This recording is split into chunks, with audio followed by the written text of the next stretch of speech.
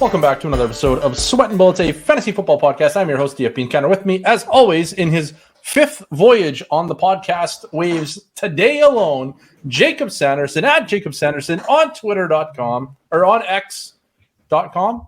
Is that what it's called now? I'm pretty sure. I don't care. I'm still calling it Twitter. Have you been refused to give in to Big X? I've been cheating, yeah, and exceeding your expectations. I did see that when you retweet things now, it's actually repost. So I'm thinking they're going to go with the really clever post as the terminology for tweeting, which is really boring. But nevertheless, I guess what would you expect from a website called X? That's like if it would be like if you were on Twitter and then you named your Twitter handle your literal name when you had the whole ocean to find, something awesome. Hard to say. All right, so it is almost preseason. It is. Well, it is the preseason now. The Hall of Fame game was tonight. Technically, it is the preseason. We've kicked off. Yeah, Josh Jacobs it's the anniversary of Josh Jacobs losing like 2 rounds of ADP. Yeah, and then being the best version of himself. I'm pretty sure that's straight out of the Shanahan motivational tactics. Like if Dante Pettis would have played in the Hall of Fame game, he would be in the Hall of Fame. He would be in the Hall of Fame. Likely, that would have kickstarted his Hall of Fame career. That's why they call it the Hall of Fame game. People don't know that. Quite certain that it would be why. Yes. I'm eternally grateful to the Hall of Fame game because I want to say this time last year I was probably at like 1% Josh Jacobs in best ball. And I definitely didn't get to like a position that would have been profitable, but I got a lot higher than one. Like I think I wound up around 6 or 7% after having the privilege of drafting him in like the 8th round.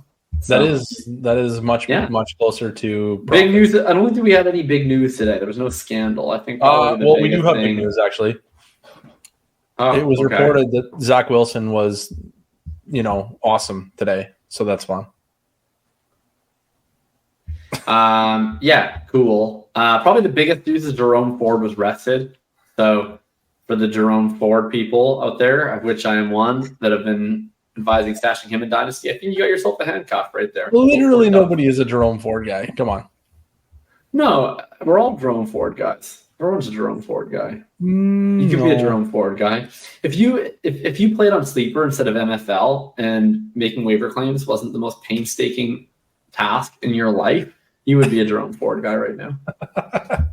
I'm fairly certain there isn't a world in which I would ever consider myself to be a Jerome Ford guy. You would be built for tough. There is no galaxy, no multiverse in which DFB Encounter is a Jerome Ford guy. Well, ain't happening. Not built for tough. You're like built Chevy weak, I guess. That's it. We should write that in. That's probably a good new slogan for them. Built Chevy week, yeah. Sell a whole lot of trucks. What are we talking about? Okay, what are we talking about today? Are we doing an hour on Jerome Ford, or do we have anything else? I'll do an hour on Jerome Ford if you force me. I was thinking we'd cover guys we never talk about, like Trey Lance, Daniel Jones. Okay. DeAndre Swift. Not guys we actually never talk about, like Jerome Ford. We don't talk about Jerome Ford because he's not worth mentioning. That's why we don't talk about Jerome Ford. Yeah, well. For the people who want Jerome Ford talk, Hitchhiker's Guide to Running Back. We just did 6,700 words on every member of the Eagles and Saints backfield. And Jerome Ford's day will come eventually. It's not come yet, but it's coming. All right. Well, I think today what we're going to do is we crowdsourced some topics, and one such topic was excellent, I thought. And it was, how do you decide who to roster on deep dynasty benches? Ford. That is not. I mean, I joke, but it literally is Jerome Ford. Like, it shouldn't be. People you roster are just not even worth rostering. No, you could not be more wrong. Being a deep dynasty bench is any running back in the line of presidential succession, right? So, like, if a president dies, the vice president takes over, and if the vice president dies, then I believe it's the Speaker of the House. and the Speaker of the House size, I want to say it's the Senate Majority Leader. And after that, I'm not entirely sure. But that's exactly how you should be treating your dynasty running backs, is if the starter goes down, who takes over? If that person goes down, who takes over? But really what you want to do is you want to prioritize who are the profiles that can actually stay on the field, right? Someone asked the other day, what is the line of succession? I was just going to say, I didn't realize that Jerome Ford was your type. He's really, he had like usually like those small sample trap guys. And what are you going to break it to? Are you going to say that he's bad? Because obviously he's Jerome Ford. Yeah, he's obviously bad. The hilarious part is usually it's like, oh, like this backup got like 3 carries. No, he's just a dude with sufficient size. He got draft capital, kind of, sort of. And he's awesome. And then this guy gets 8 carries and rushes for 12 yards at 1.5 a carry. No, I don't think Jerome Ford is good. You're missing the point entirely. I don't think Jerome Ford is good. Look, no, not a chance is Jerome Ford good. I'm just pleased to hear that we're on the same page with Jerome Ford. He's not good. Yeah, he's terrible. It doesn't matter. Okay, no, but I think he's a fine. I think he's a fine stash. Right. Yeah, someone brought up Evan Hall in the chat the other day, and he was like kind of the perfect example for this, because someone was like, how do you treat someone like Evan Hall with like such a good analytical profile that falls to the 5th round? And let's be clear, Evan Hall does not actually have a good analytical profile. Evan Hall has displayed skill sets in ways that make fairly shallow practitioners of the analytical arts excited, right? Like he has a nice target share, he has a nice rushing yards market share, he like has a lot of raw stats from college, but his film grades from Lance Zierlein and from really anyone else who does film grading of running backs, Dean Bruegel or whatever, take your pick. We're all brutal. When I watched him, I didn't think he was like outstandingly impressive. He doesn't grade out as an extraordinarily efficient running back, and he ends up getting drafted in the 5th round. So is Evan Hall good? Probably not. Does Evan Hall have like a lot of fantasy-friendly skill sets where should touches fall into his lap, he will be able to stay on the field for 70 to 80% of snaps? That seems pretty possible, right? Like he's like a Nino Benjamin or a Justin Jackson or Samaje Perine, where he could have a few weeks of relevance if things work out. And that's exactly the kind of running back that I want to fill out the entire end of benches with. So this is all a managed league thing. If you're in a best ball league, I understand the appeal of like a Justin Watson or a Richie James or Darius Slayton or whatever. But if you're in a managed league, like you have the wide receivers you have a couple extra. You want to take a shot on a rookie or two? Go for it. Beyond that, fill them up with those sweet, sweet RBs. And when the stars align and you get a chance to stream one, first, offer them plus a 3 for a 2 to everyone in your league. If unsuccessful, enjoy those sweet, sweet 13 points per game, baby cakes. See, I feel like I'm not like I want to have backup running backs. Don't get me wrong. The guys I definitely don't want to have are like the Richie Jameses. Like I'm just not interested in having that on my roster at all. If it's like a wide receiver that isn't like a absolute rookie with like a really exciting landing spot, I'm really not that into the wide receivers that are, hopefully maybe going to get on the field someday. The guys that I'm really like, the guys I typically fill out my roster with are backup quarterbacks or young quarterbacks, like sure. Like Jake Hayner, Clayton Tune. Yeah, or even like Malik Willis is now a 23 round startup pick. I'm like, sure, why not? By golly, like he should be like he's not good, don't get me wrong. But like, glad you clarified. That is really, really low for a guy who was thought to be generational 1 year ago. Yeah, I mean the problem with Malik Willis is like historically speaking, if you get benched for Josh Dobbs in a win-now game, I think it's over for you. Historically speaking, yes, the Josh Dobbs it's over for you. That's an important input in the model. Paul Marks failed to consider that Malik Willis would be benched for Josh Dobbs.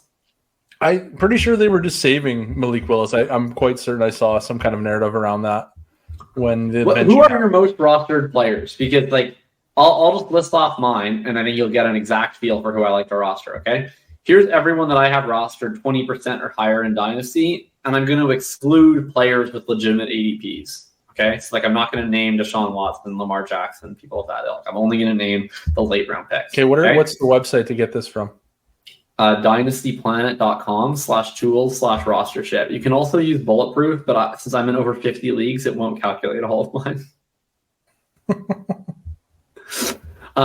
Okay, so like Deshaun Watson is my most rostered player. I'm not mentioning him. I'm not mentioning the guys that are high value. I'm only going down the low value. Okay, Jerick McKinnon, Samaje Perine, Tank Bigsby, Kevin Harris, Noah Fant, Trey Palmer, Jalen Warren, Luke Musgrave, Travion Williams, Deontay Foreman, Israel Abanikanda, Jay Kaner, Sean Tucker, Tucker Kraft, Zonovan Knight.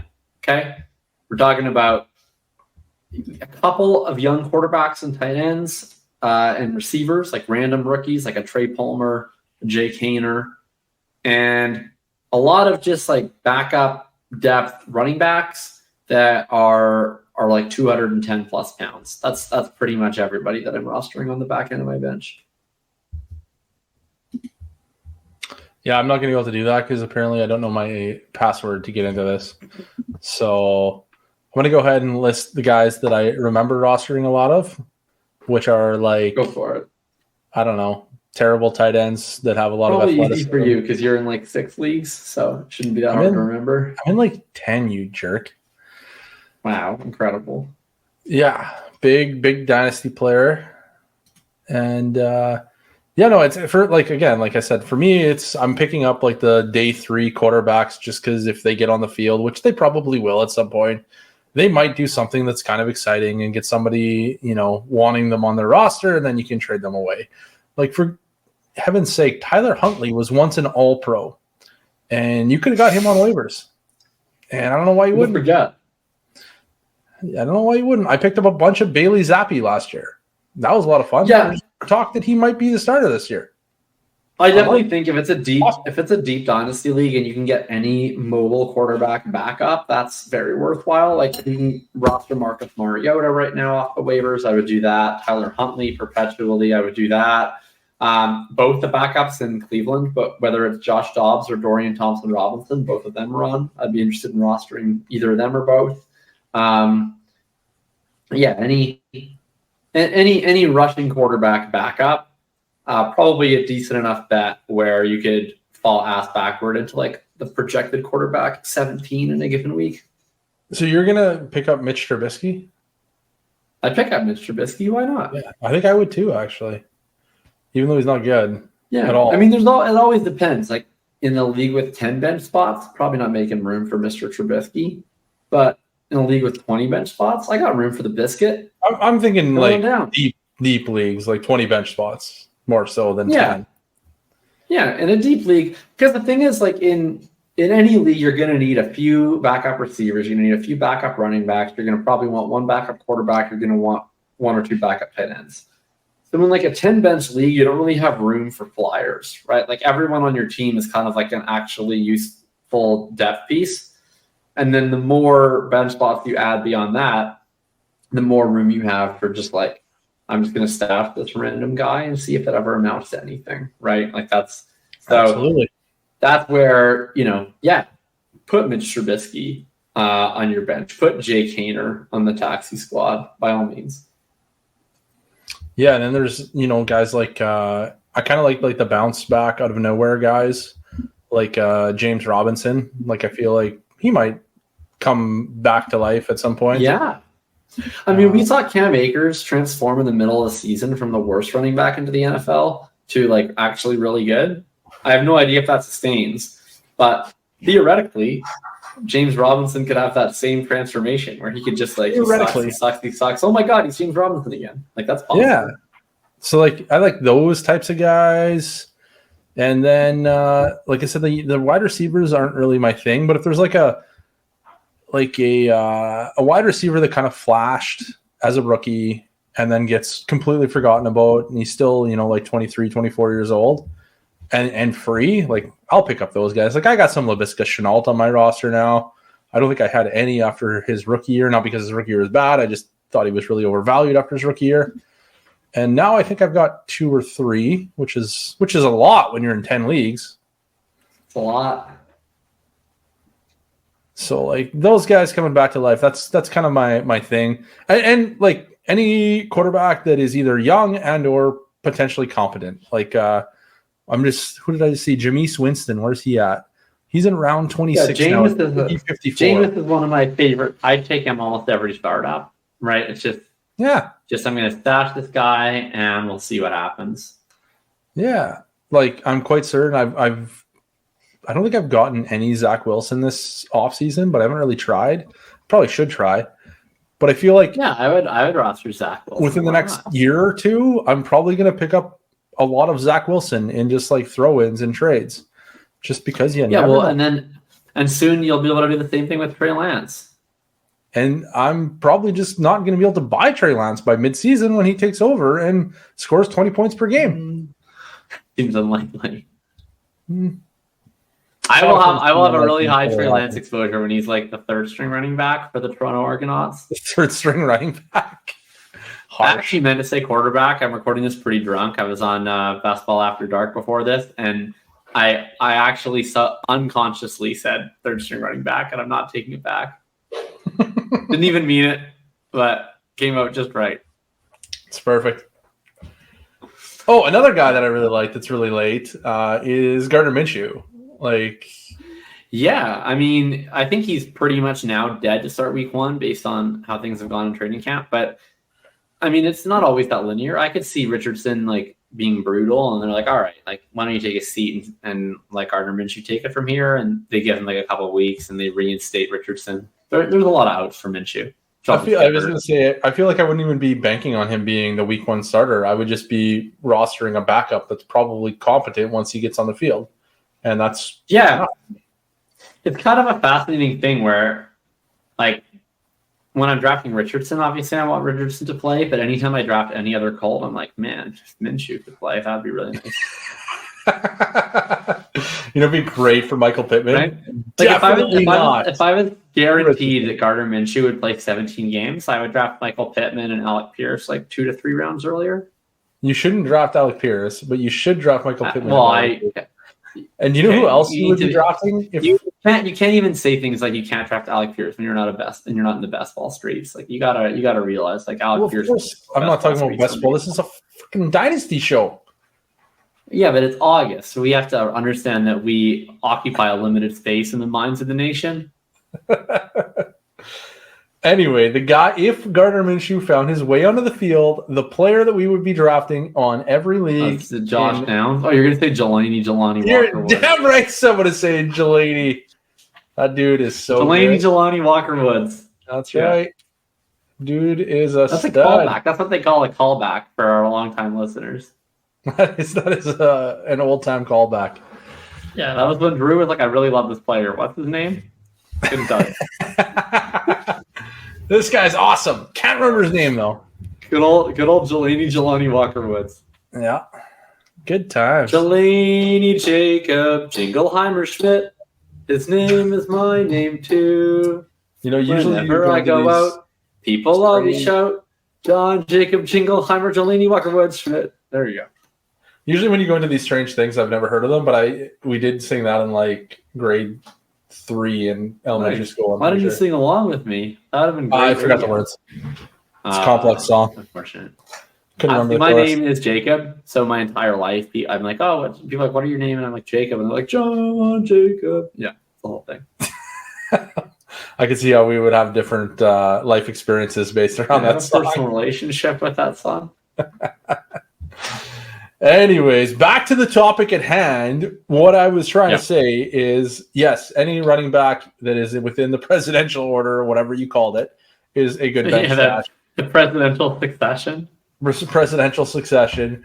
I like I don't really like wide receivers that much unless they're formerly flashed and now are nothing. Then I'll get into a wide receiver once in a while. Tight ends, I'm just looking for young athletic dudes. Yeah, of course. Who's a guy that I really like that's really cheap? Zach Kuntz. At tight end? 24th round. Whoa, okay. Let's not be inappropriate. I don't know his name. I understand that we have a 98% male audience here, but let's just be safe and say Kuntz. Kuntz. Zach Kuntz is someone that I would like to. Yeah, I love rostering Zach Kuntz. Roster. And then it's backup quarterbacks that I think might be competent or mobile.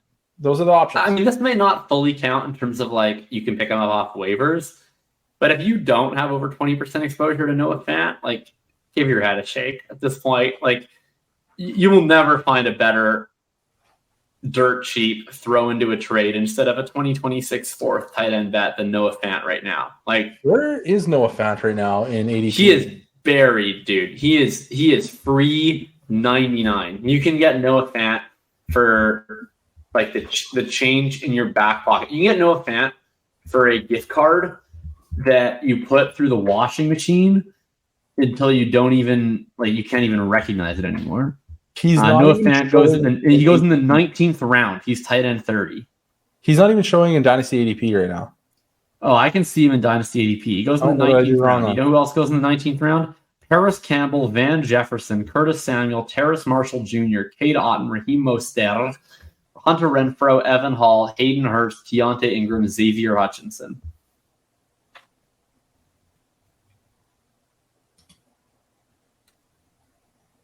Number one buy in Dynasty. Why can't I see him? I don't know. Scroll down. 19. Oh, he's in the 18th, you buffoon. Well, he's the 19th on my page. I mean, whatever. It's the same difference, but he's in the 19th on mine.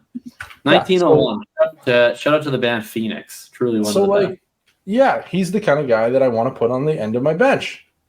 Those are the guys. All those guys.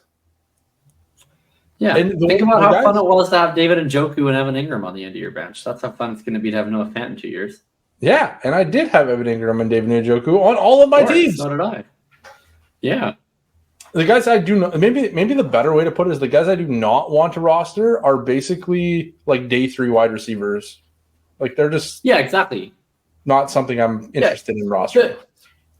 Right. You want to either bet on players from an archetype that often hit in unconventional ways, right? Like tight ends, right? Like tight ends always come from nowhere. Like you can just you don't really have to make high probability bets at tight end. Noah Fant kind of actually is like a pretty conventional bet. He just happens to suck for so long that he's cheap now. But like if you want to roster 100% Elijah Higgins, like go for it. Like is he going to be good? Probably not. But like I have no way to tell you he won't be good because tight end is totally random. If you want to roster 100% Zach Kuntz, like may God guide you to happiness and a plentiful existence. At wide receiver, like we kind of do know, right? Like it's very rare that wide receivers, especially non-rookie wide receivers that don't have good profiles, are ever going to amount to anything. So you just have to get so lucky and you have to compound it, right? It's like I think we talked about Alec Pierce the first episode ever of this show, and it's like I'm not even drafting Alec Pierce in rookie drafts because it's like most of the time Alec Pierce is probably already a lot better than we thought he would be as a prospect, and it matters 0%. Like Alec Pierce, seems to be pacing for like a perfectly fine NFL career. If he ends up in he's going to be an NFL player. Good for him. If one day his quarterback is not Anthony Richardson and he wind up in like a high volume, high efficiency passing offense, he might be 2021 Van Jefferson, which congratulations. But it's just, you have to be right. Then you have to be right by a lot, and then you have to get really lucky. And it's just such a parlay. Whereas at running back, you don't have to be right. Like Samaje Perine sucks, but it's sometimes fortune favors the running back, and it just falls right into your lap. Same as the quarterback, right? Only one starts. One guy gets injured. Who's the next guy? Sometimes it's the guy you have on your bench. You'd love to see it, right? So it's just, if you can just put yourself in a position where you don't actually have to be right and you only have to be lucky, that's just way better than having to take bets on the end of your bench where you have to be both right and lucky. It's so great to hear you talk about how running backs don't matter. Oh, yeah. I mean, look, me and Jim Irsay. Hey?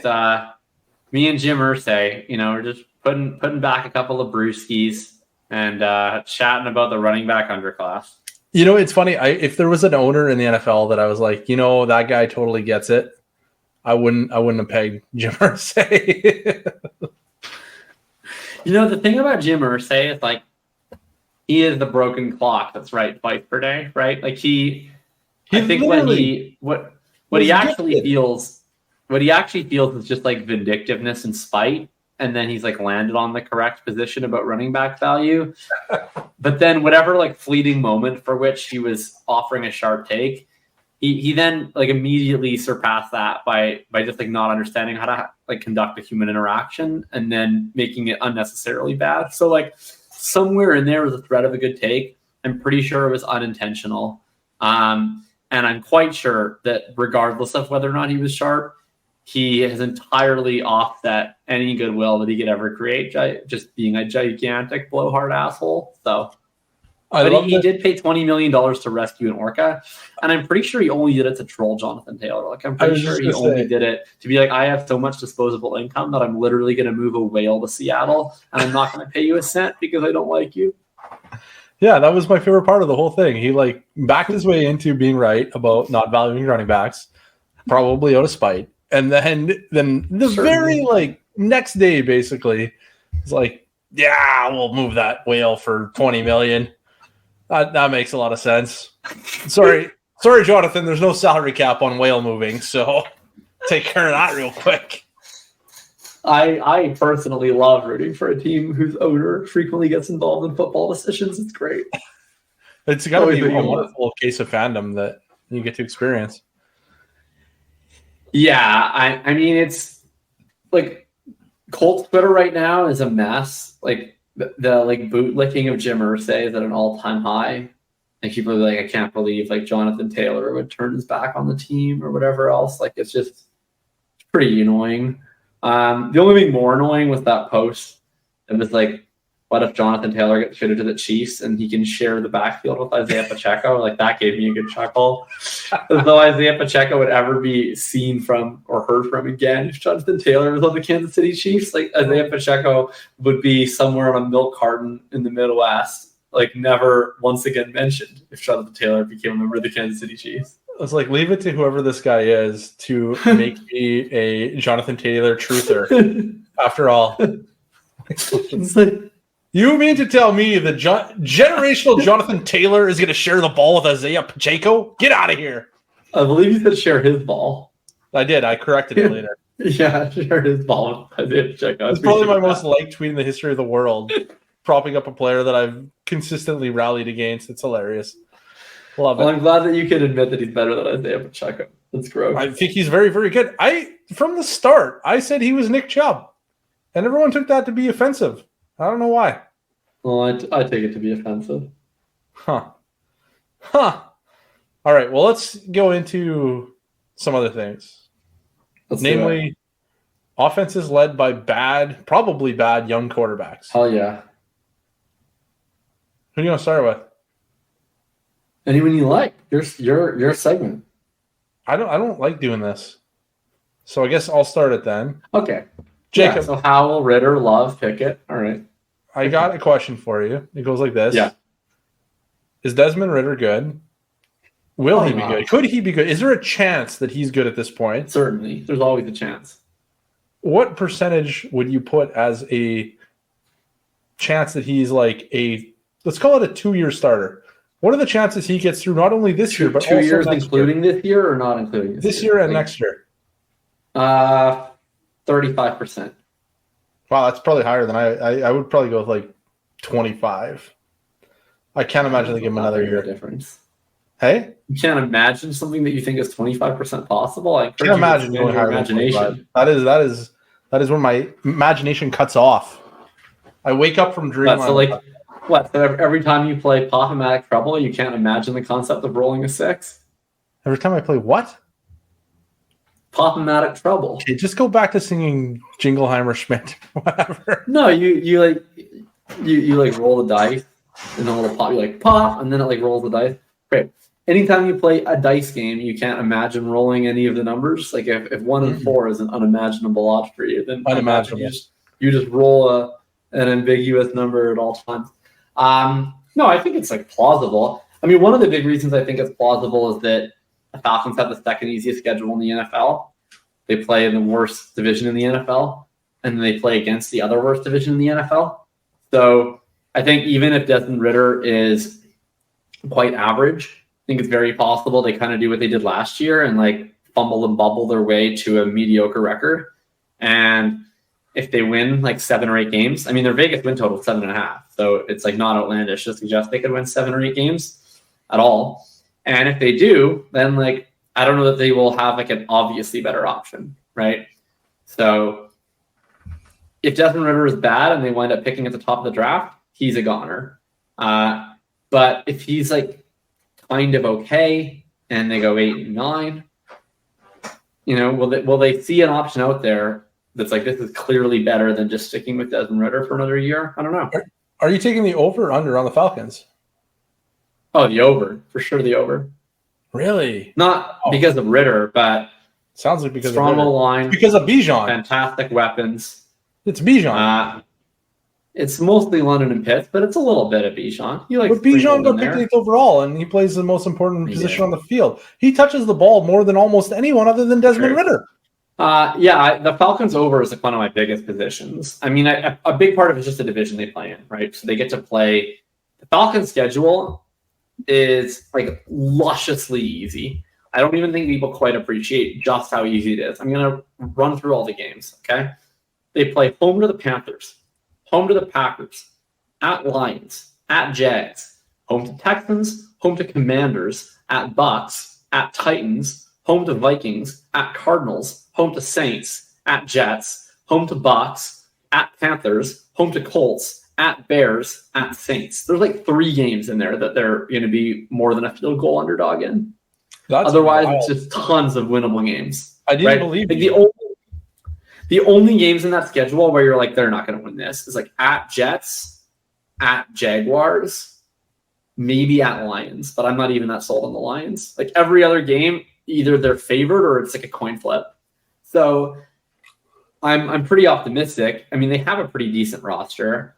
I get that Arthur Smith is a kind of a donkey for fantasy purposes, but kind of his whole thing is helping 6-win teams win 8 games, right? Like that's what he was put on this earth to do, is to like short-sightedly win slightly more games than a team's talent level.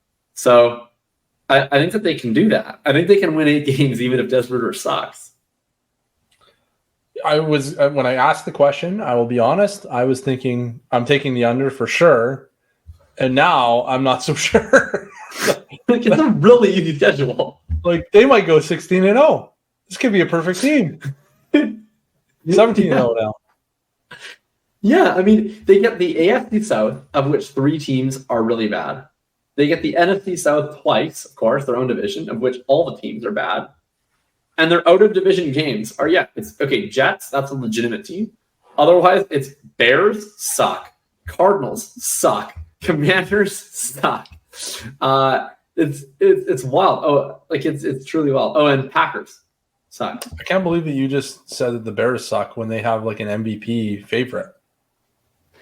Yeah, I mean, I don't know why we left Justin Fields off this list of up-and-coming shitty quarterbacks, because it seems to fit.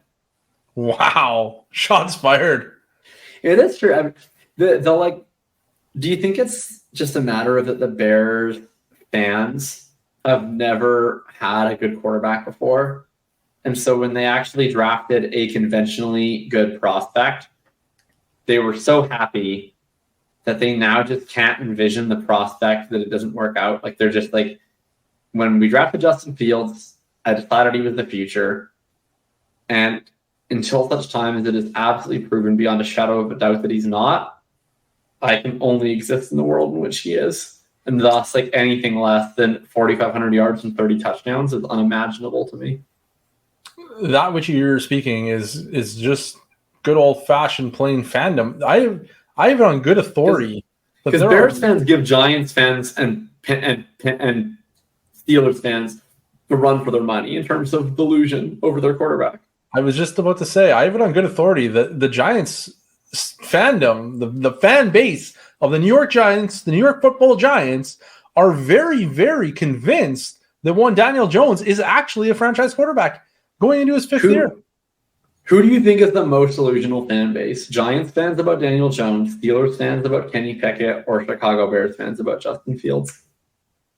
I think there is a clear answer, but there are two strong contenders. In my mind, it's the Giants. Oh, for me, it's definitely the Steelers. Like, the Steelers fans are always the most delusional about everything. So, yeah, like it's like the whole team. Like the Steelers fans, because okay, the Giants fans and the Bears fans. What separates them from the Steelers fans? The Giants fans and the Bears fans have like a singular object of their delusion, where they'll be like Daniel Jones / Justin Fields has only been bad because they've had no help, but now they're getting help, so they'll be good.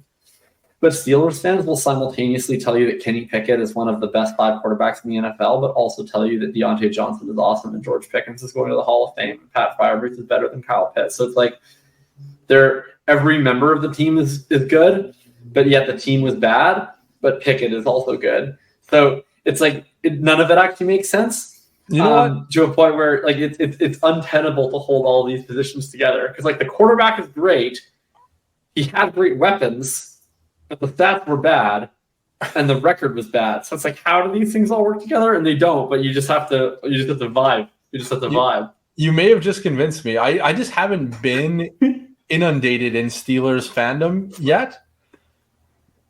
I didn't. Packers Twitter should have made this list, by the way. They're 4th, but they should have made the list because Packers Twitter with Jordan Love. Yeah.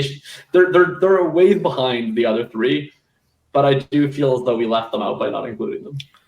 Well, I think the 40, I just think it all depends on who has the most ridiculously awful, reaction to a given season. Because I remember thinking the 49ers fans were completely delusional in the early Jimmy G era.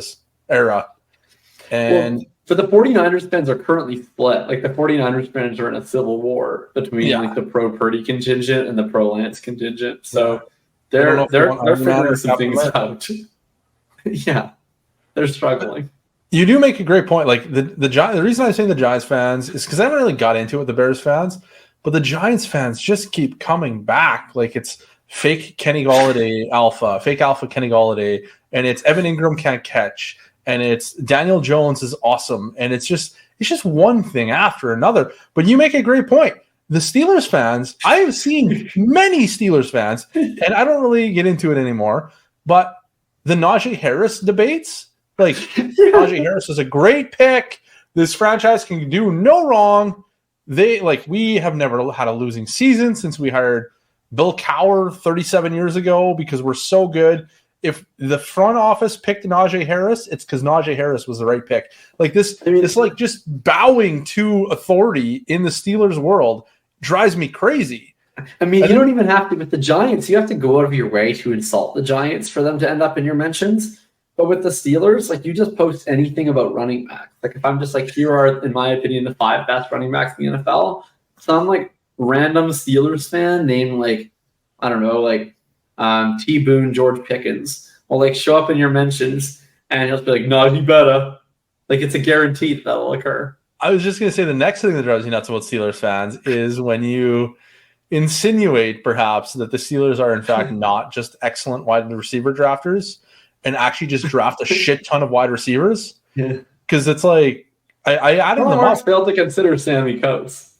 I added them up last year, and they had drafted 6 more wide receivers in the past 10 years than the second highest drafting. They're just prolific wide receiver drafters. Yeah, they just draft a lot. Which is smart, by the way. It's actually an accomplishment because it's a really important position, and the Steelers aren't actually that dumb in that one respect. So they're we're going to draft a lot of this high value position in early almost every year they take a wide receiver in the second or third round. Almost every year. Almost every single year, exactly. On today's episode of Sweatin' Bullets, a bulletproof fantasy football podcast, we talked about how to trim the benches of your dynasty roster. But what if I was to tell you that there's even something more precious than your dynasty bench stashes that needs a little bit of trimming? That's right. The Bulletproof Fantasy Football Podcast Network, including Sweatin' Bullets, is brought to you by Manscaped. Manscaped will help you trim the end of your bench so that you're in your peak performance, and there's nowhere to get in more peak performance than the Performance Package 4.0. The Performance Package 4.0 is waterproof. It reduces foot odor. It includes the Lawnmower 4.0 trimmer to reduce nicks and cuts when you're shaving your precious end of bench. It also, of course, reduces the risk of ingrown hairs, reduces the risk of grooming accidents, but massively increases the risk that you might become extraordinarily desirable to whatever sex you wish to attract in your sexcapades. Make sure to use the Performance Package 4.0 in whatever you wish to desire as you reach out in your endeavors. And if you are going to reach out and get the Performance Package 4.0, you simply must use code BPFF. That's Bulletproof Fantasy Football, BPFF, for 20% off your first order. Thank you, Manscaped, for sponsoring this show. And again, that's code BPFF for up to 20% off of your Performance Package 4.0. Except for now that they got George Pickens. Did you see that boy run that great route and then make a little catch with his one hand? Yeah, I saw that. George Pickens. There wasn't a lot of separation on that route, was there? There wasn't. I don't know. Like I feel like I can't. His best ball ADP is fine. His dynasty ADP is fine. There was like a time when George Pickens' team was absolutely absurd, and I felt the need to fight it. I don't know. I don't feel any type of way about George Pickens in his current valuation. I'm not really drafting him, but his ADP does not offend me in any format. It's fine. If you want to bet on George Pickens, you can bet on George Pickens. I'm not going to stop you. See, I feel somewhat similar. I don't think that his ADP on its own is overly bad, but I will also say him going 2 rounds ahead of Deontay Johnson is perhaps the most criminal thing in the entire world. Yeah. So I feel very strongly that he's overrated while also being like, yeah, he's price fine. It's just that Deontay Johnson is far underrated. What? When best ball season opened, Pickens was going ahead of Deontay in seasonal, and that was just outrageous. But Deontay has risen a full 2 rounds, so that's corrected itself. Deontay is now going in the middle of the 5th. Pickens is going in the middle of the 7th, and I'm like, yeah, I guess that's fine. Yeah, that makes more sense. Deontay and Pickens are like Spider-Man meme with McLaurin and Dodson. Like, I feel the exact same way about both of them. Like, they both have a shitty quarterback. They're both like one wide receiver who earns a lot of volume, but is probably somewhat unspecial. And then like another rookie wide receiver who's probably reasonably good, but is like probably not actually that much of a threat to take over the alpha role this year. And probably one of them has like 13 points per game and the other has like 11. And the world spins madly on. See, here's another interesting thing I was thinking about literally today because I saw another clip of George Pickens making another fancy catch or whatever. And, or no, maybe it might have been Deontay today. Anyways, the point doesn't really matter. Deontay caught a one-handed catch. Deontay actually has like a lot of spectacular catches for a person who can't catch a 5-yard slant that hits him directly in the hands. Yeah, I mean, he's incredible. The thing he should only catch passes one-handed. The thing that I think is really interesting about George Pickens is that despite having never once been open. What? Is that he's never once been open? It doesn't matter. It simply does not matter. Open. He's both never and always open. He is never and always open. He is, or rather, so George Pickens put up like, what, 800 yards, something last year, like 850, 880 yards, something like that? 800 and some change, I think. Yeah. Which is like typically a pretty good rookie year. Pretty most guys that have 800 yards pretty well. And the remarkable thing to me is that he, played with Deontay, who had like a 30% target share almost. And he played with Pat Freiermuth, who's pretty good.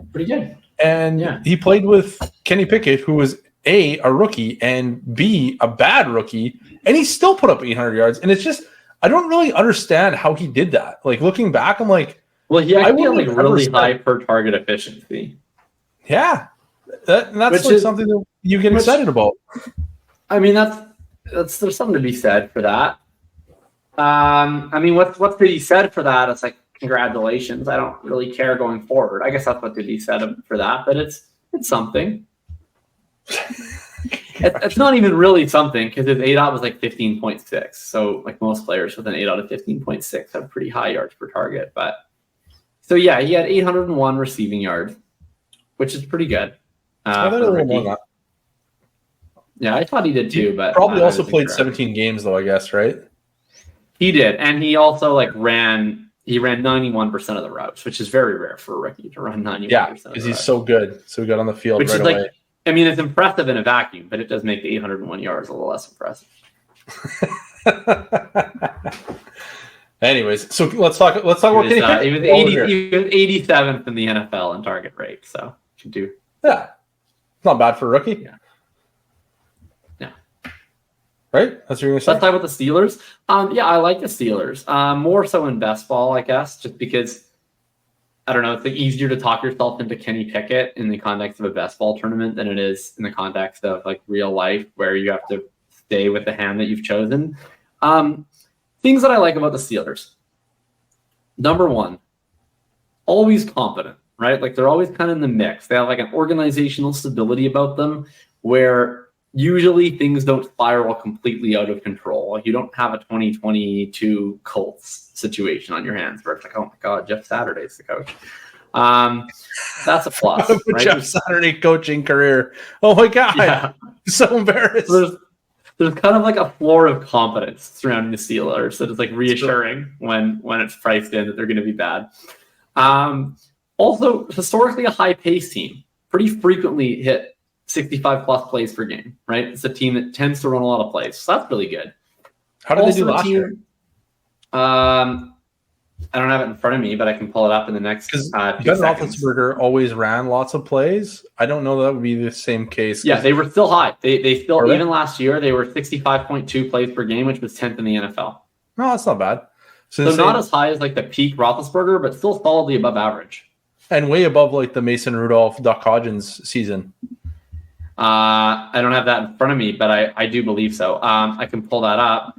Well, they went from the highest passing team in the NFL to the lowest. The 2019 Steelers were a disaster there, 58.6 plays per game. But last year they were quite adequate, 65.2, 10th in the league. They were right in between Dallas, Cincinnati, and Buffalo. So when you look at plays per game, it's good offenses, good offenses, good offenses, good offenses, Steelers, which is that shows that this is a philosophical commitment to getting up and snapping the ball, right? Yeah, exactly.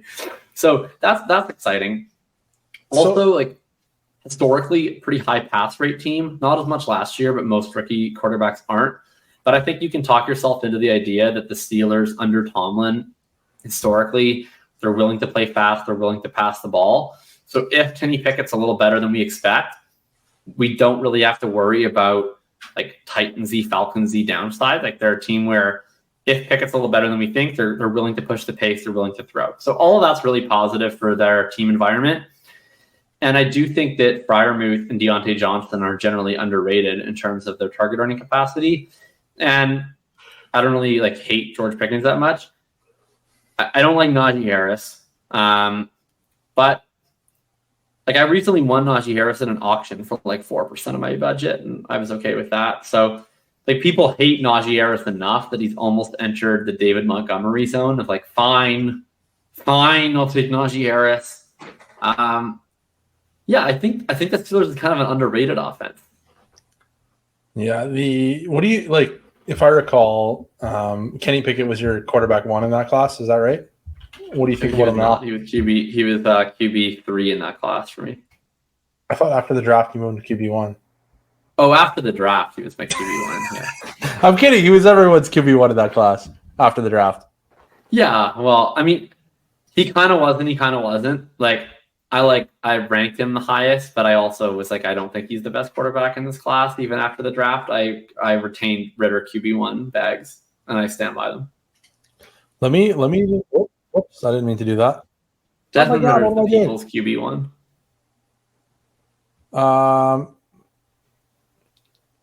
Let me just tell you about some of the things that I was told after I had done a video on Najee Harris in his rookie year, just a day before the draft.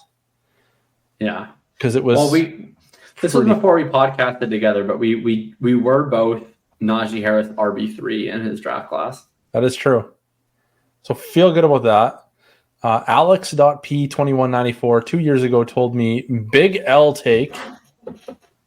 And then someone else commented, great analysis. No reason explaining and wasting energy to people who think like this. Pick specifically to Najee. Too blinded by this. Never take a RB first round. What? Bozo take per Y3EE3E. They were out with pitchforks. I'm telling you, Jacob. Yeah. Pitchforks. I say. What do you make of Jalen Warren? Are you a big Warren guy? No, I'm not a big Warren guy, but I'll roster him. Yeah, I'm also not a big Warren guy. There's never going to be one guy where he's not the starter, and I'm a big him guy. Like that's just not my thing. I mean, like based on my like exposure, you'd think I'm a big Warren guy because I was a big Warren as a UDFA who I can pick up off waivers for literally nothing guy. Yeah. And he was good enough that I've generally kept him. And he, like, despite being good enough, he hasn't like risen. He's risen to the point where people are intrigued, but he hasn't really risen to the point where you can actually trade him for like real stuff yet. So I've just kind of kept all of my shares. I'm Warren curious. I'll put it that way. Like I like the idea of betting against Najee Harris, right? Because I think he's bad. So like vessels through which I can bet against Najee Harris have innate appeal to me. So I have a question for you. The other fun thing about Warren is that he actually graded out really well as a receiver and he has sufficient size. So that's interesting.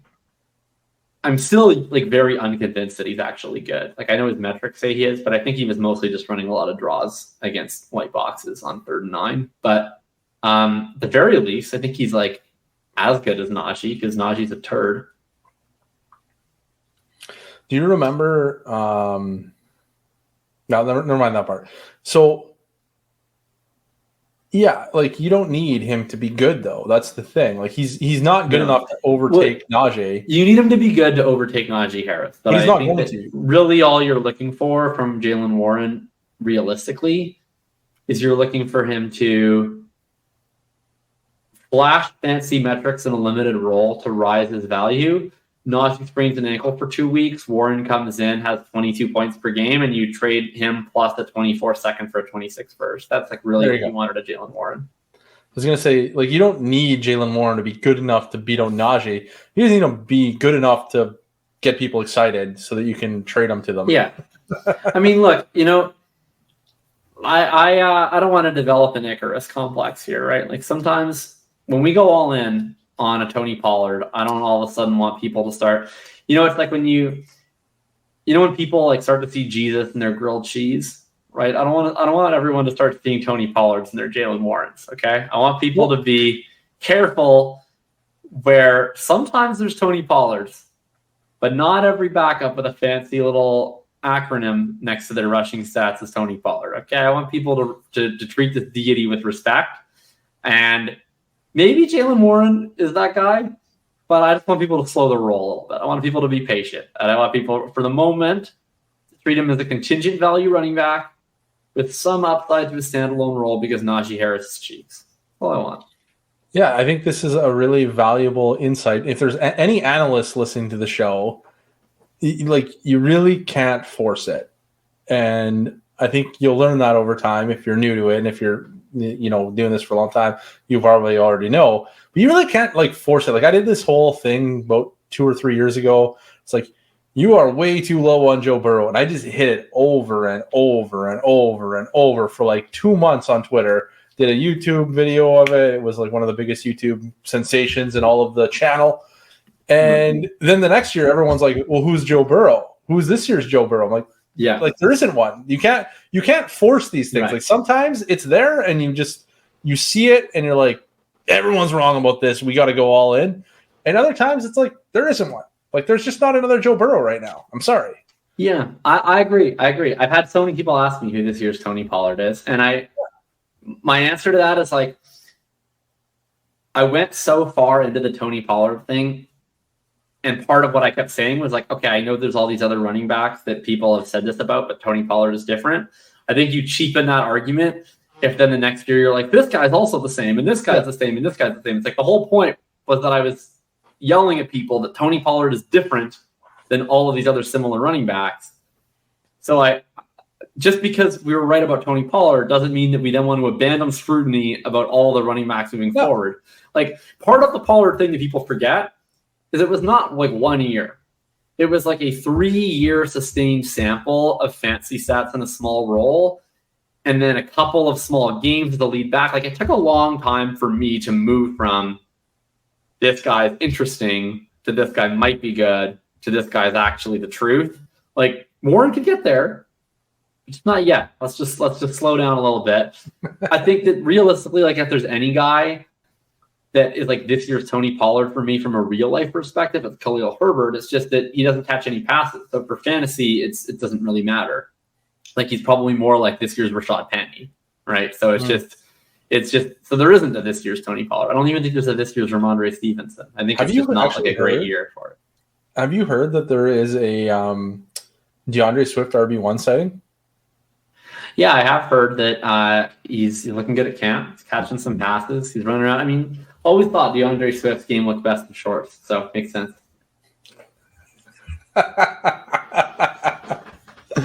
I don't actually remember much training camp hype from him the last few years, but maybe I just... No, I remember the opposite of training camp hype. I remember like him on Hard Knocks and Deuce Staley being like, "Why are you running out of bounds?" Yeah, yeah. I was gonna say I remember him not getting a lot of training camp hype actually. Yeah, he's usually DeAndre Swift's August ADP trends have been consistently downward. So this is a big difference. His rookie year he was injured all camp. His second year he was also injured all camp. And then his third year, he was like getting yelled at on Hard Knocks every day. Tough life. So this is legitimately good. I wrote a lot about the Eagles backfield. I started off my offseason Hitchhiker's Guide to Running Back, and I started my first two backfields that I wrote about were the Eagles and the Saints. And I wrote some uncharacteristically complimentary things about DeAndre Swift, and also some mean things about DeAndre Swift, but I think I was fair and balanced. I'll give you the positives. That's all I want to hear. Confirmation me. Under the category of contingent value, right? I said contingent value is why DeAndre Swift is rightfully the first back taken in this backfield. He's live to lead the teams in carries and receptions beginning week 1, given Penny's injury and contract questions. Even if he doesn't, he's the only option in this backfield who stands to majorly benefit if any other player is injured or falls out of favor given his more well-rounded skill set.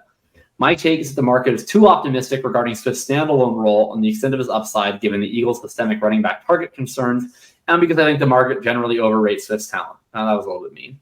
But if he does play a smaller than expected role in the preseason, or if beat reports for the 3 or 4-man committee surface, I would love to buy Swift at a depressed price.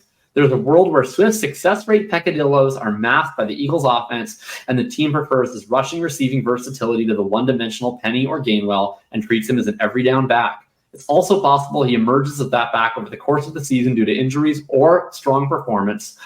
While I don't like him quite as much as his ADP, I like him a lot more than my modest projection would otherwise signal. Every other back in this backfield has a very limited skill set with too many viable sources of competition. There's likely to be a 2 or 3-way split regardless of injuries to other members, with exception of Swift's path to a standalone workhorse role.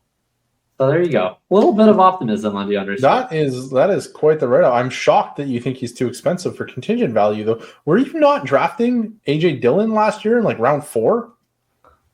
No. That wasn't you? No.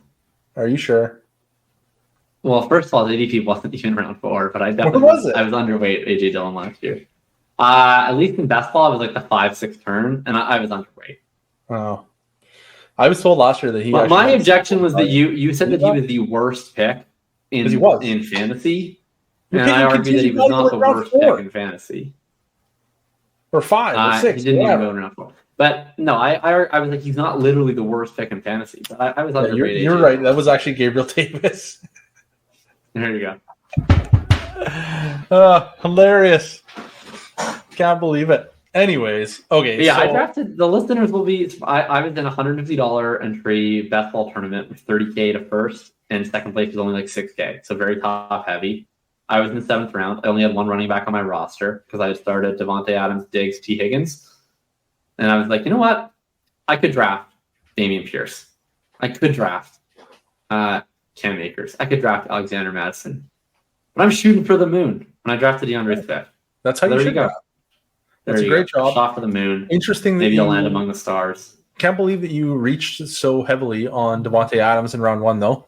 Bold strategy. No, I took him in round 2. I took Stephon Diggs in round 1. Oh, you just said him first. Okay. That makes more sense. Yeah, no.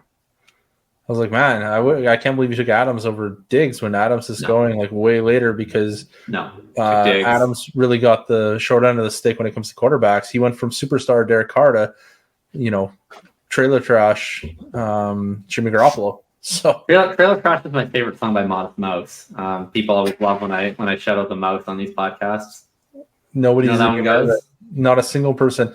I guarantee you our listeners have. Every time that I do a Modest Mouse shout out in one of these episodes, my channel just pings with mouse heads that are pumped. Go ahead and give us a 5-star review referencing Modest Mouse for a chance to read Jacob's Hitchhiker's Galaxy running back guide. Well, the first one is free, so you can read it regardless. But that was my point. Yeah.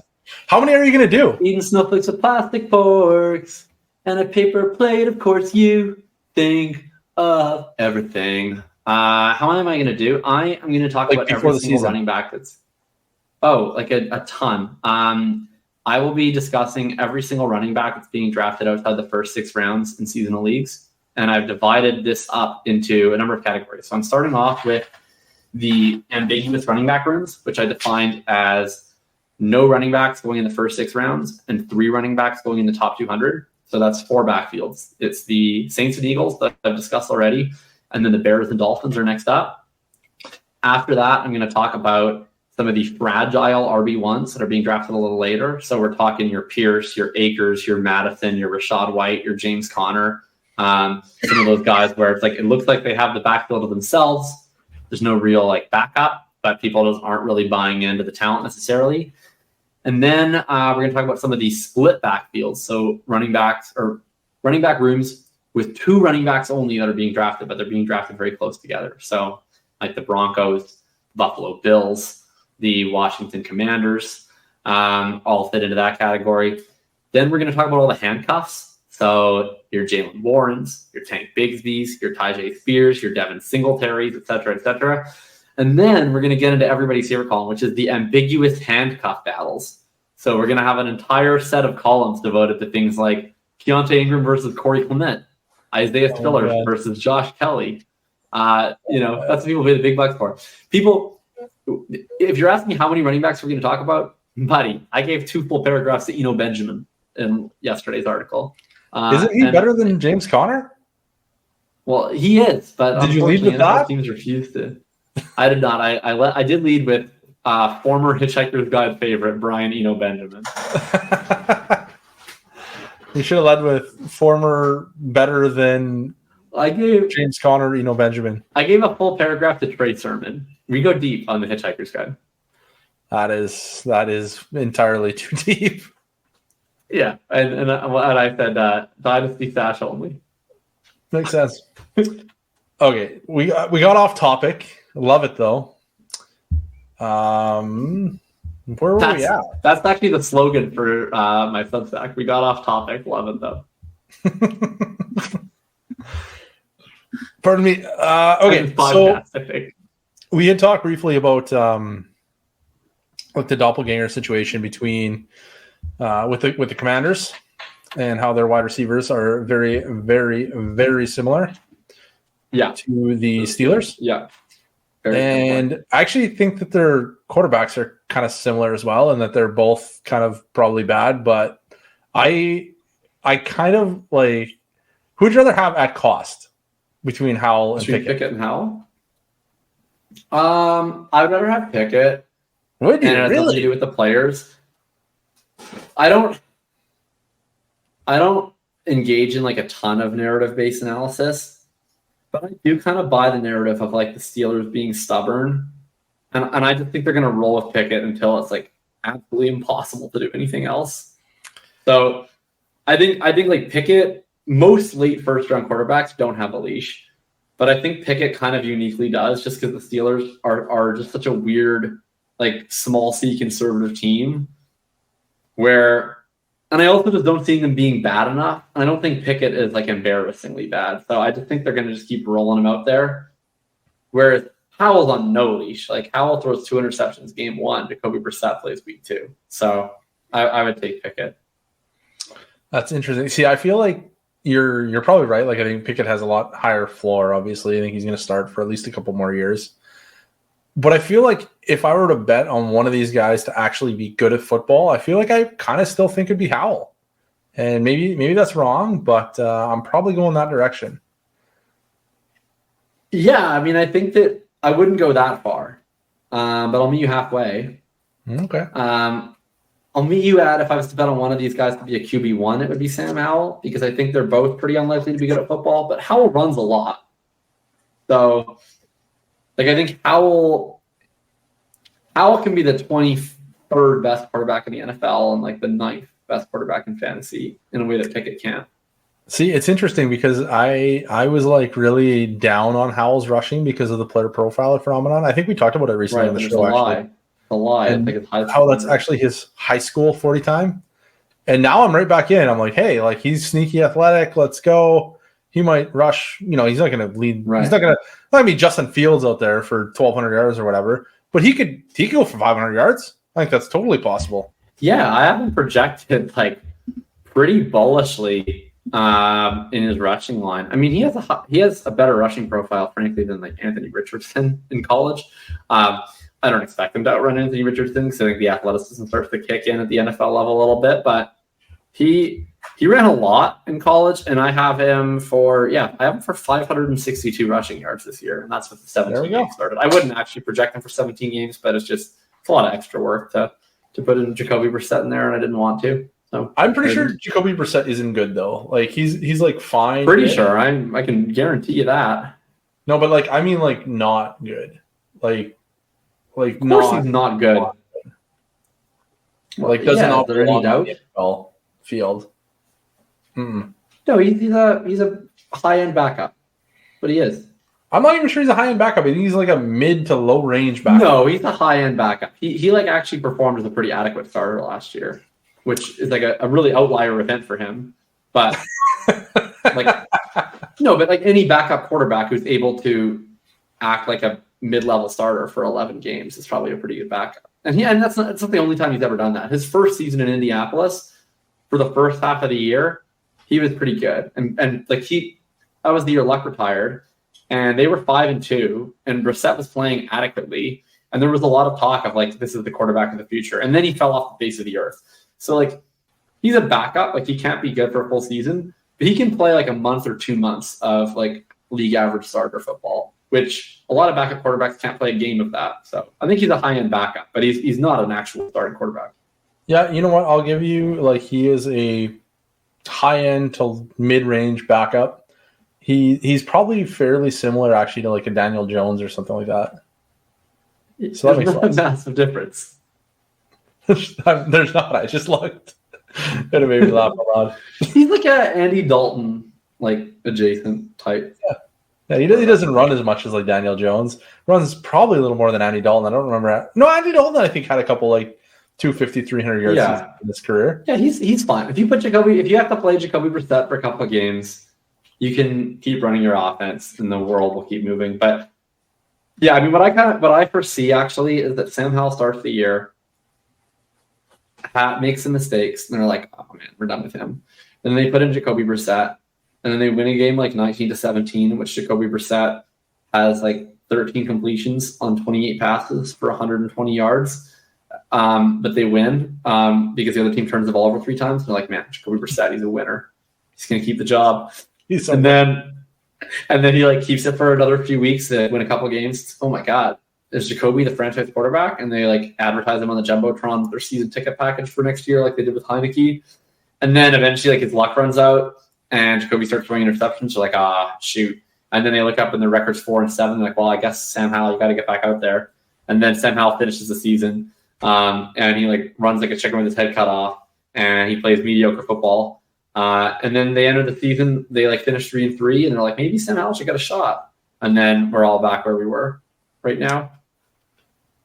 You know what's actually hilarious? I've spoken a little bit about Daniel Jones lately, and somebody said something, and I was like, oh my God, this is exactly the Taylor Heinecke lines that I was told 2 years ago when he led the Commanders to the playoffs, and they're like, he just wins. Like, he's a winner. Yeah. Daniel Jones won games. You're forgetting they've always credited win the game. They've always credited it to like Taylor Heineke's personality. Because like I remember last year when Heinecke, like there were people that would show like Heineke stats and Wentz's stats, and they were like identical. If anything, Wentz was actually a little bit better, but Heineke's like record was better. And then you'd hear Washington be like, "Yeah, but like people in the huddle want to jump through a wall for him," and I'd be like, "But do they? Because like then wouldn't the stats be better?" There's like I think actually like other teams just are more willing to miss field goals around him. I guess I don't know if that's like an effect of his personality, but. It does seem to be the take that like Taylor Heineke can manifest wins through his like try hard abilities and his winning spirit.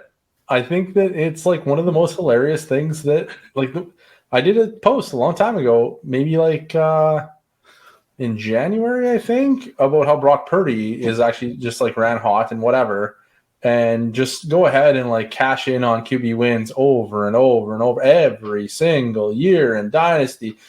Some quarterback rises up because he won games last year. Dude's a winner. Like, all he does is win. I mean, in fairness, like Purdy stats were actually good. What's that? There's a pretty big difference. Okay, I think if you want to say that Purdy isn't good and that his stats were just a fugazi because of the Shanahan system and because small sample variance, I think that's fine. But you can't say that like Purdy's stats were bad and they just won anyways. The stats were good. No. His stats were completely like Jimmy Garoppolo-esque. 100% Jimmy Garoppolo-esque. A little bit hotter on the touchdowns. Good for him. He also, benefited from having, some guys that weren't always available. Who did he benefit from? Christian McCaffrey? Running back? Yeah, he's a difference making running back. Maybe what needs to happen is Jonathan Taylor needs to get on the phone with Jim Irsay and tell him to watch a gosh darn 49ers game so that he knows that running back. Here's the trade that I want to happen. I want J.K. Dobbins plus like a fourth or a fifth for Jonathan Taylor. Restore the vibes. Why would anybody do that? Two angry running backs that you go to a new team. Doesn't hate them. They don't hate. Ultimate vibe reset trade. Everybody wins. Yeah. Anyways, back to the quarterbacks that are bad but possibly good.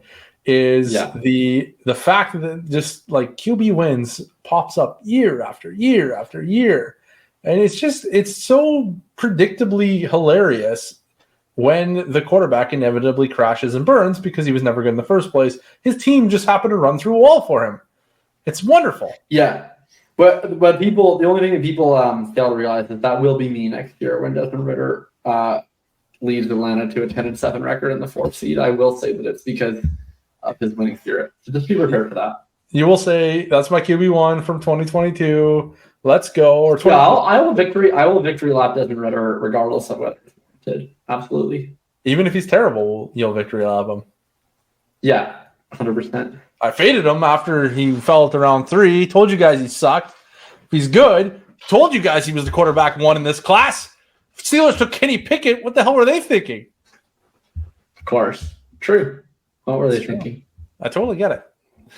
So anyway, Brock Purdy, is he a long-term NFL quarterback, or will he be out of the starter's chair by 2024?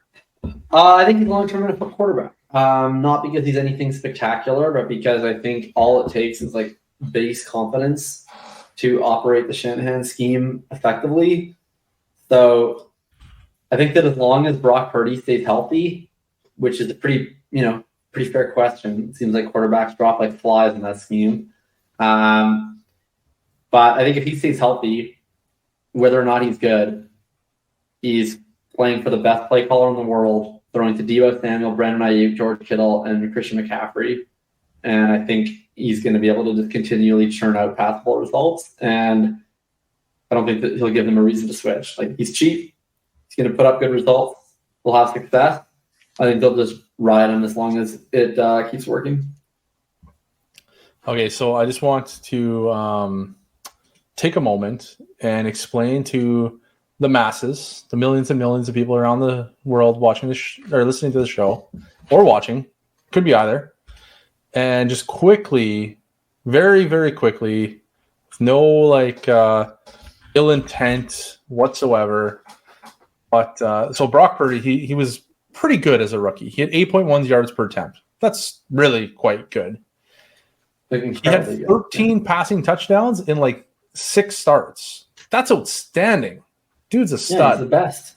That's incredible. Like over 2 passing touchdowns per game.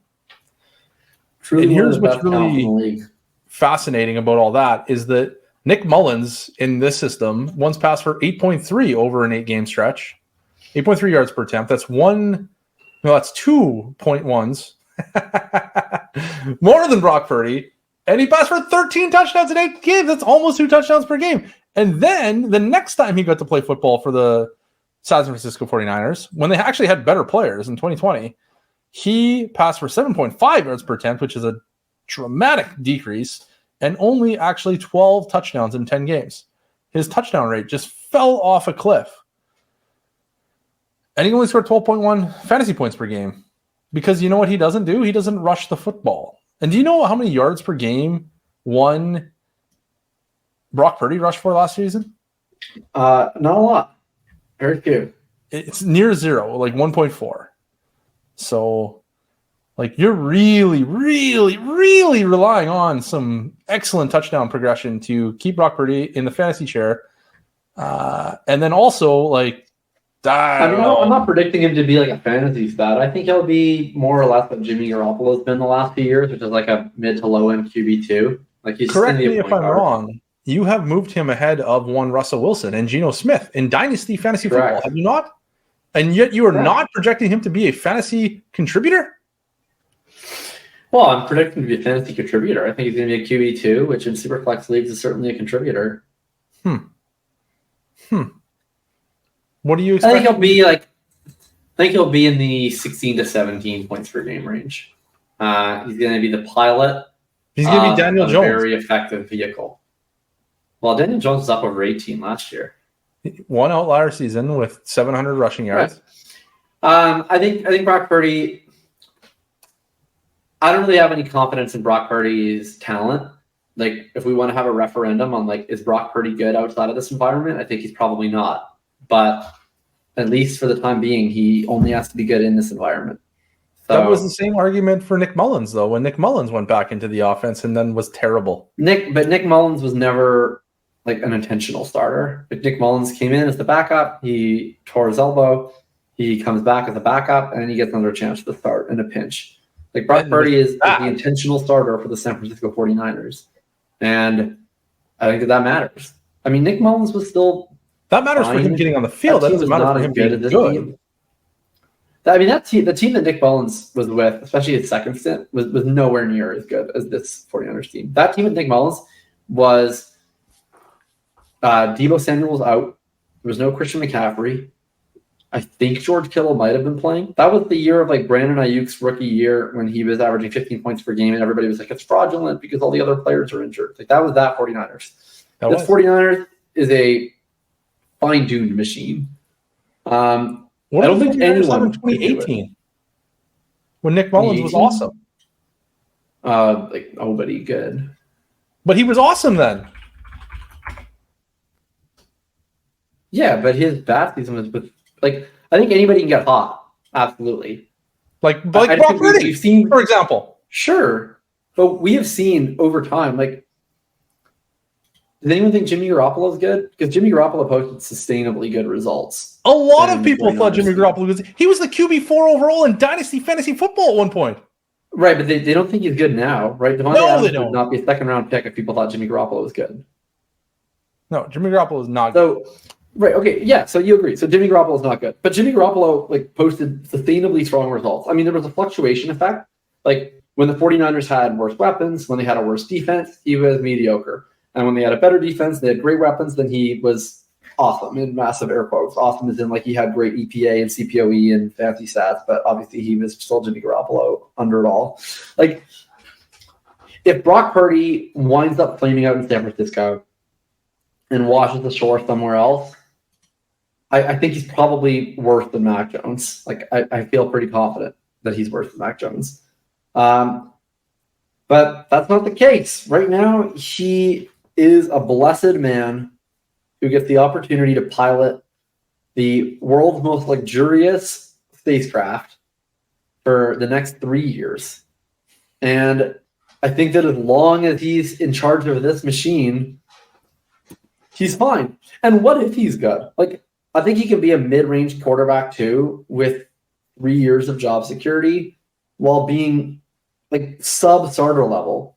But it's not impossible that he's, I won't even say good, but it's not impossible that he's like a Derek Carr-esque quarterback. Like, he was just a rookie, and he posted good results as a rookie. It's probably fraudulent, but maybe it's not super fraudulent. Maybe it's only 30% fraudulent. Maybe he gets better. He probably gets better. He was just a rookie. So what if he is just like Derek Carr for his career, but he gets to be Derek Carr playing his entire career with the San Francisco 49ers? That's fun.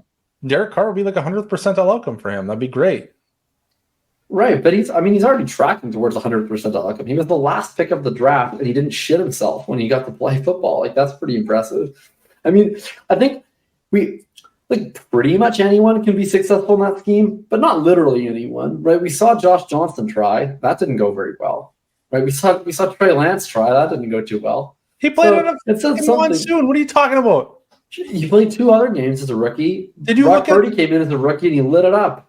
At one point, I went ahead and looked at their first, I figured it was 100 passes or something is what Trey Lance had as a rookie. So when I looked at Brock Purdy's first 100 passes, they're the same freaking guy. Brock Purdy was also terrible when he first started. And yet, QB wins. Just like, so I found Nick Mullins' vaunted receiving core when he was lighting up the world a la Brock Purdy as a rookie. We have George Kittle. This is 2018? 2018. Yeah, see what I George Kittle. You'll never guess how good this I think I can guess. Outstanding. Okay, Dante Pettis was probably involved at this point in time. He was excellent with 467 yards. Okay, was Marquise Goodwin still a part of this crew? He was absolutely with 395 yards. You missed Richie James 2. Part of this mix? Who? Richie James. Oh, yeah, 130 yards for Richie James. Okay. I'm missing the number 2? Yeah. Like the number 2 receiving yardage leader. Is it Pierre Garçon? It was not. Oh, no, he was on the team, but he wasn't number 2. He had 286 yards, so good for him. Okay. So, honestly, I'm pretty impressed with myself. I've gone 4 for 4 on this is pretty good. On the 2018 49ers. I wouldn't have got this many. I might have guessed that former 49ers receivers and got a few of these, but I wouldn't have known they were all on 2018. Okay, so I guess you got a big marquee free agent signing just like last year, the year before. Last year or the year before, a marquee free agent signing. Yeah, marquee free agent signing. Big deal. Signed in the AFC East. Oh, okay. Kendrick Bourne. Yeah, Kendrick Bourne, man. 487 yards on this team. Nick Mullins was floated entirely by his receiving core, unlike Brock Purdy. Oh, man. I wish I had gotten Kendrick Bourne organically. If I could have gotten 5 for 5. It's embarrassing you missed that one, but, nobody's perfect. Yeah, there we go. The moral of the story here is that Nick Mullins went out, was very impressive as a rookie, 8.3 or 8.1 yards per attempt, a whole bunch of touchdowns per game. Did exactly what Brock Purdy's doing. A little bit lower PFF grade, if I recall. I don't have that up, but I think it was about 67 versus 73, maybe somewhere thereabouts for Nick Mullins versus Brock Purdy. I don't believe I had ever seen what his all the stuff the 49ers quarterbacks are usually good at, the CPOE and that EPA and all that stuff. But I would imagine he was good at it too, because I think Garoppolo was pretty good at it back in those days as well. And anyways, and then I don't recall. I think I've looked into this before, and maybe I'm wrong, but I recall him not being quite as strong. Like I think he was like sloppy Jimmy Garoppolo. Like he got all the good stuff, but he was more mistake prone. Yeah, he wasn't as good as Garoppolo. That's true. But, I think with Purdy, I would just say it's simple. If you put Brock Purdy on this team, do you think he does as well as he did last year? No, I don't think he does as well. So then Nick Mullins was a better quarterback as a rookie and fell completely off the map. But Brock Purdy Impossible. will have no issues whatsoever going forward. 3+ year starter and will bounce back someplace else when they replace him. He will not bounce back somewhere else. Oh, I thought you said he was going to bounce somewhere else and then he's going to be better than Mac Jones. No, I said literally the opposite. I said if he washes onto another shore, I feel quite confident that Mac Jones is better than him. Like, I think Brock Purdy. I misunderstood. I think the entire take on Brock Purdy, is like he is locked into a very particular environment. And so as long as he's locked into this environment, his life is good. If this environment should ever disappear, then I think his life will become very bad. But I don't think that I think that his environment is so good that I think he can just ride this wave for at least another couple of years. I mean, I'm not saying he's a franchise quarterback on your dynasty team, but I think compared to other young quarterbacks who have been mostly bad or veteran quarterbacks who have very limited value growth, I think betting on the young quarterback who is good is a reasonable opinion to hold. Okay, that's a really interesting topic, because the interesting thing about, like day 3 quarterbacks and like their what would you call it, skills as rookies, is that pretty much the good ones have had like basically 80+ PFF passing grades as rookies. We're talking about like Russell Wilson with an 87.7, Dak Prescott with a 79.7. Purdy's not one of the good ones. It's fine. No, he's not. Okay. Kirk Cousins is 79.7. Right, those but are it doesn't matter. The good it's ones. Fine. And then Purdy's bad, but it doesn't matter. And then we got guys like Brock Purdy with 74.2, Bailey Zappi with 74, Kyle Allen with 73.2, Colt McCoy with 72.6, Cody Kessler with 71.9, and Gardner Minshew with 70. And then the wild thing about all this is that they basically instantly got replaced. But you're telling me it's unfathomable that Brock Purdy could fall back down to earth and some other quarterback on the San Francisco 49ers, could be anyone, even Sam Darnold, could just take over? Probably will be Sam Darnold. Not at all unfathomable, like very fathomable. Environment that we're talking about then, if this is fathomable, so we have this fathomable environment with a quarterback who's fathomably going to get replaced. We have a number 3 overall pick who rushes an insane amount that could be reinserted into this environment where every quarterback in the world passes well. Well, except for him. You're not interested in that? Well, Trey Lance is the CEH of Shanahan quarterbacks. We've been over this. Every quarterback can succeed in the Shanahan system except for Trey Lance. Just Trey like Lance every running back can succeed in the Andy Reid environment except for in the Shanahan system. If Kyle Shanahan thought that Trey Lance could succeed in the Kyle Shanahan system, then Trey Lance would be the starting quarterback in week 1. He probably will be the starting quarterback at some point. He probably won't be the starting quarterback. He probably will be. It's not unfathomable to suspect that a bad rookie quarterback could. You earlier said in this podcast that you could not envision a 1-4 outcome. I'm not so blinded. I can envision several outcomes, including the very slight chance that Trey Lance plays quarterback for the San Francisco 49ers. I envision if Trey Lance played quarterback for the San Francisco 49ers, you wouldn't be interested in that. I'd be very interested in that. Then why wouldn't you buy it? I have to buy it at basically the same cost as the player who's going to play quarterback for the San Francisco 49ers. The player who's going to score 14 points per game because he's not going to pass for 2 touchdowns a game again. It's very unlikely that he scores as low as 14 points per game. Why? When is Jimmy Garoppolo? Jimmy Garoppolo doesn't run at all. When has he scored 14 points per game? Pretty frequently, doesn't he? To be honest, I'm just kind of shooting from the hip here. Doesn't feel like he scores 14 points. I think he's usually in the 15 points per game range. I could be wrong. Yeah, I want to say 15.3, 16.3, 16.0, 11.6, 16.0, 15.3. Okay, so 11.6 is probably the season he got injured like immediately. I know he played 6 games. Was any of those the backup? Hey? Were any of those the backup? I would imagine not in 2020, but he might have. Or maybe he got left one really early. Yeah, he only had 4 pass attempts in the last game. So okay. So he's been 15 to 16.5 ish range. Yeah, that sounds like where Purdy will live. What? 16.5. How's the ceiling? You said he was like 16 point something. 15.3, 16.0, 16.0, 16.3, and 15.3. Okay. So 15.3 to 16.3. Okay.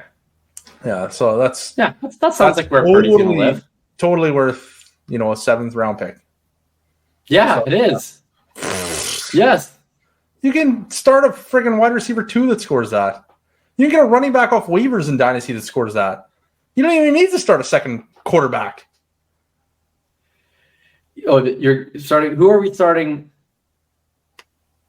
Who are we starting off waivers that we're then putting in the super flex?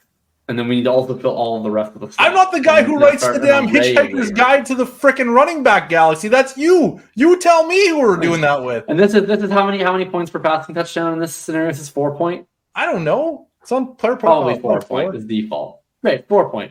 So if we're playing in 6 point passing touchdown leagues, let's hike those up. Because one thing you know about Brock Purdy, then hike up everyone. Touchdowns. You can just hike up him and no one else. But you can hike up all the quarterbacks, but you're not hiking up your waiver wire running backs and your wide receiver 2s. Christian McCaffrey scored passing touchdown. Passing touchdowns? Yeah. Oh, okay. Oh, yeah. He got like a 50-yard bomb. See, even Christian McCaffrey can succeed in the Shanahan offense. How can you expect Brock Purdy to fail? McCaffrey can succeed. Not Trey Lance. The only running back succeeding in the Shanahan quarterback group is McCaffrey. Brock Purdy is like the Terrell Davis. Brock Purdy is Clinton Portis, where he can only succeed in this environment, and if he ever tries luck somewhere else, it'll go poorly for him. And Trey Lance is the CEH, where it's just he just doesn't have it. Oh my goodness! I can't believe that you've just flipped a switch and decided suddenly that Trey Lance can't play football anymore. It's wild. I will finally buy Trey. I will, like, at this point in time, there's just no benefit to buying Trey Lance. Like, there are still wackadoos out there that think he has a chance of starting week 1. He doesn't. Currently, beat reporters are discussing whether or not he'll be cut in favor of Brandon Allen. So that's where we're at on Trey Lance. I just saw a thing that said he was the best quarterback in camp like 2 days ago. Yeah, well, he had a good day, apparently. That was the day after the column that said, should they cut him or Brandon Allen? That was Shanahan leaking it to the media like he did with Dante Pettis, light a fire. Like he did with Brandon Ayuk when he put him in the doghouse for 8 weeks. Right, yeah, right, like we did with Dante Pettis. And Dante Pettis turned it around and had a great success story. Yeah, Brandon Ayuk did. He figured out how to do it. He failed with Pettis. He's like, I'm going to flip it a little bit. We're not going to make it so media-driven in the preseason. We're going to wait till week 1, put him on the bench, just like they're going to do with Trey Lance. By week 8, Brandon Ayuk is better than Deebo Samuel, and we have Trey Lance back by week 8.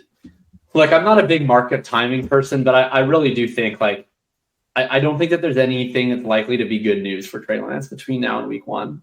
And I think you're only going to see his price drop. And you're only going to see him become more and more pliable once people realize that he's not like a part of their quarterback room that's going to contribute. And then, once he just kind of becomes an also-ran, yeah, sure, stash him. Sure, stash him. I mean, there's a price that is worth paying for a complete flyer on a player who will probably never play NFL football again, but is a running quarterback. And that's fine. I'm willing to pay it. I'm not willing to pay a 7th round price for it. It's interesting that you'd be willing to pay not a 7th round price for a player that could break the league at one point in his life, but you would. He's not going to break the league. You know who breaks the league? Rushing quarterbacks who are good. Trey Lance probably isn't. And yet you're drafting. I get that we don't know. I think Anthony Richardson is woefully misvalued. Oh, I thought you liked him in round 2. I thought you were into that.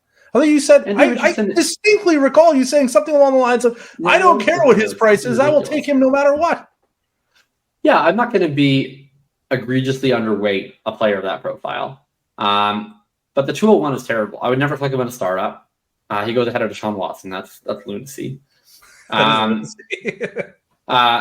think his price is really bad. I'll click him in rookie. I have clicked him in rookie drafts. Like, I think he's clearly the second best option in rookie drafts, and you're not always getting the trade offer that you want. And then he's generally on the block from there. But like, it's going to happen that I'm going to keep some shares. I'm definitely not trading him just to trade. Like, if I'm trading off of Anthony Richardson, I want to capture the same upside elements that I'm getting from that profile. I want to, if anything, add to him. Go get a Lamar Jackson. Go get a truly elite quarterback rather than just breaking him up into a bunch of pieces. So yeah, I'm going to be roughly with the market on Richardson. But from a startup perspective, if I was doing 60 startups today, I'd draft him in 0. Oof. That is just well. Okay, I should rephrase. there's always going to be distribution in the ADP. So I might not draft him in 0 because he might fall way past ADP in 1. But if he went at ADP in all 60, I would draft him in 0 to qualify. Fair enough. I could have swore you said, I don't care what his price is. You buy these players because I view them as, how did you call it? Unattainable? I can't remember. Yeah, I mean, but this is in the context of a rookie draft, right? In a rookie drafts only. Anthony Richard, I mean, we don't live in a perfectly liquid market. You don't get to just take your player and immediately cash them out into the value that they possess in ADP, and then cash the value out into other players that you like and want to trade for. So yeah, I'm not moving Anthony Richardson unless I can move him into another asset of his asset class, which is a really scarce asset class in terms of a player who has the potential to legitimately break fantasy. So I would be picky with my Anthony Richardson trades. But if I was to get theoretically a trade offer that I'd be willing to accept for every Anthony Richardson team, I'd be willing to do it. I'll take shots on this. I just think just simply running does not mean you break fantasy. You have to run and be good. And so, sure, Trey that's what I said. Right, but Trey Lance, like at this point, we definitely don't know everything about him, but we know less than the 49ers do. And the 49ers might be wrong, but I think the only reasonable assessment of the 49ers' actions is that the team that knows him best thinks he sucks. And that doesn't mean we have to be 100% sure that he sucks, but I think that we should accept that as the most likely scenario. I don't think that's necessarily the case. I think they told us that they have 3 franchise quarterbacks on the team right now. Kyle Shanahan said that out loud. I saw a transcript of it. So yeah, one of those is Sam. Yeah, exactly. Brock Purdy, Sam Darnold, Brandon Allen. Brandon Allen, of course. I just misinterpreted the message. That's all. He wasn't clear enough. It's an easy mistake. I have a confession to make. I actually told the patrons to stop buying Trey Lance a week ago, maybe. And I was like, you just stop. We're not selling him. Just stop buying, and we will go ahead and buy him once Brock Purdy starts playing games in the regular season. Then his price is going to crater, and we're just going to buy him every team after that. So I'm somewhat on board with you. Well, we're not on board at all. We're on completely opposite trains. My train is going to the top of the championship totem pole, and your train is, getting 15.3 points per game from your 7th round quarterback, which is doing nothing for you. So, yeah, we got different trains, but yet here we are. Yeah, Trey Lance has been the worst pick in startup draft for the entirety of the offseason, and he's approaching no longer being that. So that's a plus. He's getting towards a more reasonable valuation. All right. Should we shut her down? I think let's shut her down. I'm late tired. So we're not going to have a show next week, everyone, because I am gone, and I believe you're gone as well, aren't you? I'm in Ireland, yeah. Yeah, so we're both gone next week. So there'll be no show, but we'll be returning Fast and Furious thereafter. And, yeah. Where can we find you, Jacob? Where can we find you? You can find me on Substack, jacobsanderson.substack.com. Thinking about thinking. Find the Hitchhiker's Guide to Running Back there. That is where I wrote about the Saints backfield, the Eagles backfield in depth. I will have the next piece forthcoming shortly on the Bears and on the Dolphins. So yeah, make sure to check that out. I will be going through basically every running back except for the really good ones all August. So if you enjoy talking about middling running backs, bad running backs, and probably won't make an NFL roster running backs, you won't find more in-depth coverage than you will at Thinking About Thinking. So we have you covered for that all the way through August. And then we'll be running that all the way through the season with analysis of running back usage, advanced analytics, and some film cut-ups all mixed in throughout the season. So excited to do that project once again with a little bit more autonomy over on the new site. So yeah, that's what you'll be finding from me. Also have now best ball ranks, redraft ranks, and dynasty ranks, all on Thinking About Thinking. So any format you play, we have you covered. That's awesome.